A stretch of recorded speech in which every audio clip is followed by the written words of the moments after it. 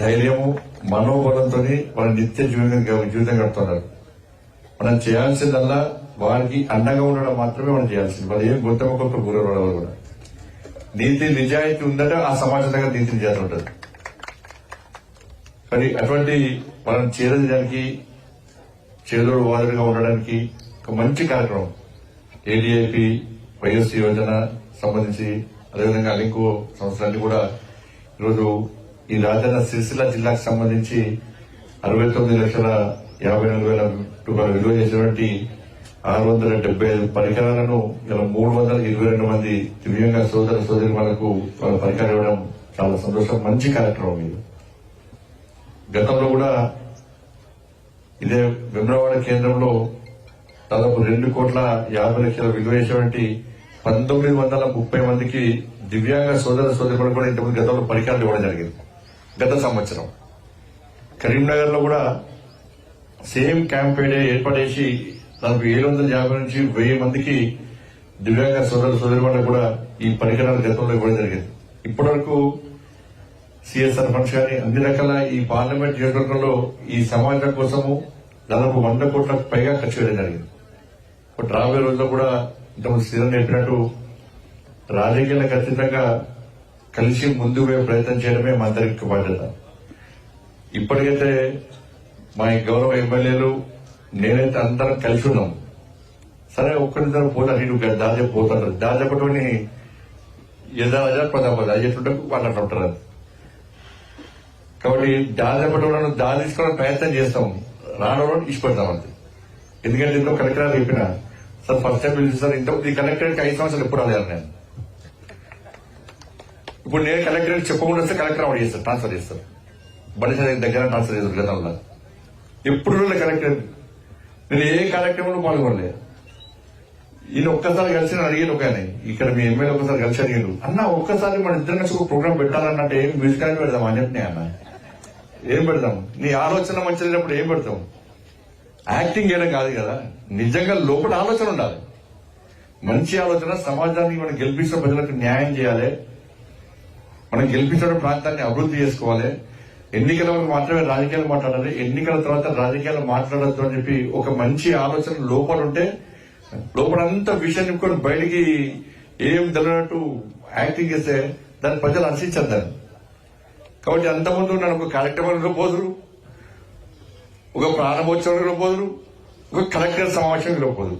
పిలిస్తే కదా అవుటే ఆ కలెక్టర్ ట్రాన్స్ఫర్. ఇప్పుడు మళ్ళీ ఏమంటారు, సంవత్సరాలకు ఎప్పుడు చేస్తారు, ఇప్పుడు కలెక్టర్ తెలుసా ఉంటారు.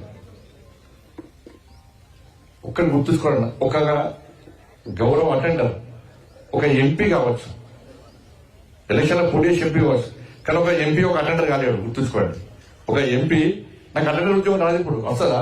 ఎంత కష్టపడి అటెండర్ ఉద్యోగం రావాలి, నాకు రాదు. కానీ ఒక అటెండర్ ఎన్నికల్లో పోటీ చేస్తే ఎంపీ కావచ్చు. అది ఉద్యోగం యొక్క గొప్పతనం, అది ఉద్యోగం యొక్క గొప్పతనం అది. కాబట్టి అటువంటి అధికారులను పట్టుకొని సన్నాసులని అదని వక్ర భాష చెప్తుంటే ఒకటే సార్ మీకు చెప్పేది ఒకటే, మీరు ధైర్యంగా పనిచేయండి. ఇవాళ ఎక్కడెక్కడైతే ఈ పేద ప్రజల భూములు కబ్జా చేసుకున్నారో అన్ని మీరు స్వాధీనం చేసుకోండి. ఫస్ట్ విచారణ పెట్టడం సార్, మరి విచారణ ఇచ్చాను మనకు కబ్జా చేసుకునే వాస్తవం తీసి కబ్జా అయిన మొత్తం జేసీబీ మొత్తం కొట్టి ఎవరైతే చూస్తాం మేము కూడా టైం అవుతుంది సార్. మీరు కంపల్సరీ మీకు ఆలోచన ఉండాలి. మా సీనియర్ కూడా చెప్తున్నా, మొత్తం స్వాధీనం చేసుకోండి. స్వాధీనం చేసుకోవాలి, పేదలకు వచ్చాలి. ఇప్పుడు కూడా ఇవే దివ్యాంగుల ఖాళీ కట్టిన అవసరం వస్తే ఎకరాలకు కబ్జా చేసి మన నీతివంతులకి నీతులు మాట్లాడి ఇక మేమే పోటీగాలం మేమే తోపుకాలం అంటే ఇది పొట్టోడు ఇది శాస్త్రం ఉంటుంది కదా, పొడుగోడు పొట్టోని కొడితే పొట్టోని పోచమ్మ కొడుతుంది. ఇప్పుడు అదే జరుగుతుంది. ఇప్పుడు ఇక్కడ కానీ భాష ఉండాలి.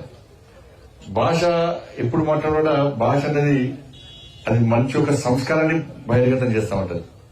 అధికారం ఉన్నా అధికారం లేకుండా ఏది పడుతుంది మాట్లాడుతూ ఉంటే దాన్ని సమాజం గుర్తిస్తుంది. సార్ అటుపక్కన ఇటుపక్క కూర్చొని చప్పలు కొడతారు వచ్చు, కానీ సమాజం గుర్తించదాన్ని, సమాజం హీలనే వస్తుంది అటువంటి వ్యక్తులను. కాబట్టి నేను కూడా ప్రతిసారి కూడా అందరు ఎమ్మెల్యే కలిసి వాళ్ళు ఏ పని చెప్తే ఆ పని చేసే ప్రయత్నం చేస్తున్నాం. ఇది శ్రీనివాస్ గారు ఆదిశ్వాస్ గారు చెప్పినట్టు రాజన్న సిరిసిల్ల జిల్లాలో నవోదయ స్కూల్ కావాలని చెప్పి నిన్నగాక మొన్న కేంద్ర మంత్రి గారిని కలవడం జరిగింది. తప్పకుండా వాళ్ళు నవోదయ స్కూల్ శాంక్షన్ చేస్తామని చెప్పడం జరిగింది. ప్రసాదం స్కీమ్ సంబంధించి కూడా 5 సంవత్సరాలు బతుకున్నాను. 5 సంవత్సరాలు బతుకుంటే పాపము ఒక ఆఫీసర్ నాకు అప్లోడ్ ఇచ్చే ప్రయత్నం చేసిండు. అక్కడున్న ఇంకో అధికారి కేసీఆర్ కొడుకు చెప్పాడు, బండి సంజయ్ ప్రసాదం స్కీమ్ కోసం అప్లోడ్ ఇస్తానని ఆఫీసర్ తల్లి ట్రాన్స్ఫర్ ఇచ్చి పడేసాడు. ఇప్పటికి ఆ ప్రసాదం స్కీమ్ వస్తే ఇలా వెమ్లవాడ దేవస్థానం, రాజన్న దేవస్థానం, పేదల దేవుడు దేవస్థానం ఎంత అభివృద్ధి చెందుతుంటే, ఎంతో కొంత అభివృద్ధి చెందుతుంటే వాళ్ళు. కానీ ఇప్పటి కూడా అభివృద్ధి చెందలేదంటే ప్రసాదం స్కీమ్ ఇస్తే వరకు అయిపోతుండే.